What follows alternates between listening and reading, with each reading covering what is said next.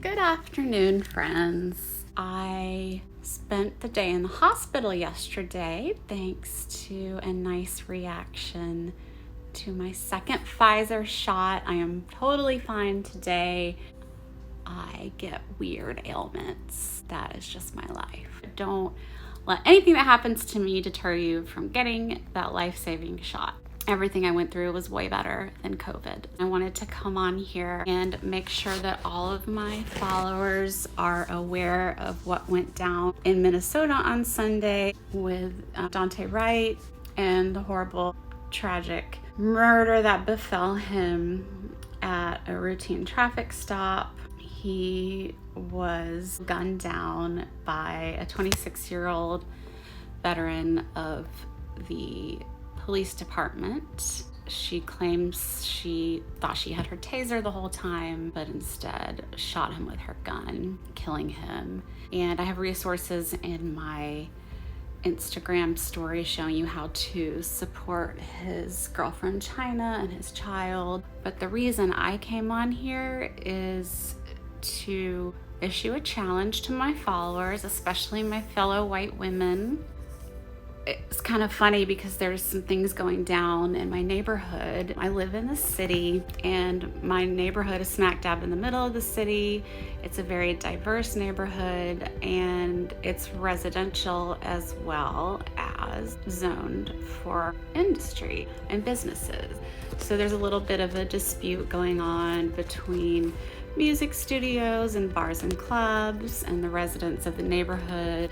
It kind of escalated yesterday on the Almighty Neighborhood Facebook page. A lot of residents aren't realizing that when they pick up the phone and call the police about noise complaints, that they're endangering the people of color that they're calling the cops about for these small instances. That it's also very hypocritical because the white people in the neighborhood park just as many cars in the streets and make just as much noise at different times for different reasons. So that's what's been going on here. At the same time, these people are all Black Lives Matter and being so performative and mourning all of these shootings and deaths and not understanding that they're endangering Black lives when they pick up the phone to call 911 if they're not comfortable in their house and they hear bass bumping. There's just a real disconnect. It's just had me thinking a lot the last couple of days about how as white men and women, we think that we're doing the work and that we're learning so much and pat ourselves in the back for all the allyship and performative stuff, but we're not necessarily practicing it in our real everyday lives, especially when we get uncomfortable. I want to challenge you as you're seeing all this horrible news.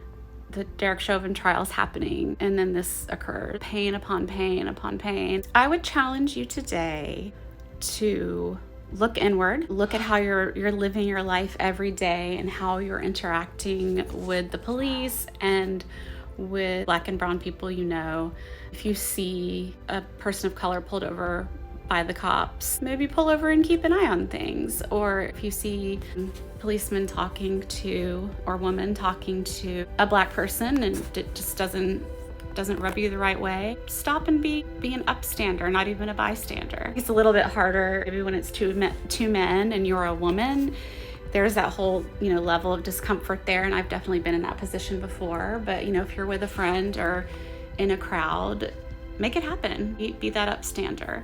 So that's my first challenge I would issue to my followers today. And my second challenge would be to look outward. That person in your life who might be right on the edge, they might almost be getting there, wanting to jump to that victim blaming place to find a reason why that person died when, even if they were a criminal, they didn't deserve to be shot or, stomped on in cold blood.